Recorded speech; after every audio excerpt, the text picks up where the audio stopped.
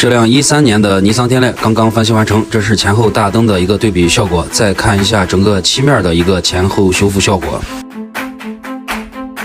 整车的漆面，粉丝想一步到位，直接用到了进口漆进行喷涂。整车的内饰我们也进行了一个皮革座椅的包覆，哪怕皮的品质还不错吧。接下来带大家看看来时的样子和整个翻新的工艺流程。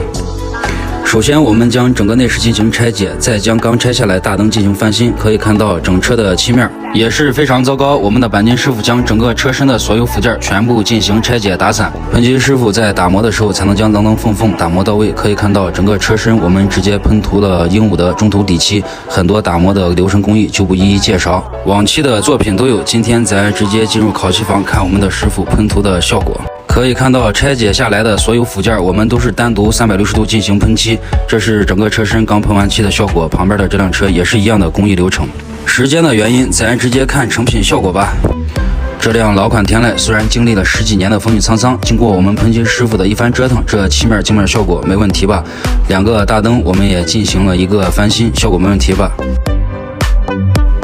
好多车友私信，你们把整个车身的所有附件拆解下来，在安装的时候会不会有异响？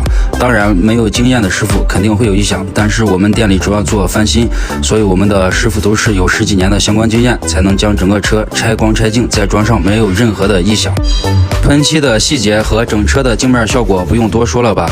座椅的皮革部分给粉丝包覆了菱形造型，这质感没问题吧？整车的内饰也进行了一个清洗，可以看到扶手台和座椅的细节也是很 OK， 轮毂也进行了翻新，整车的底盘也进行了更换整备，这样的效果花2个 W 多，你觉得值得吗？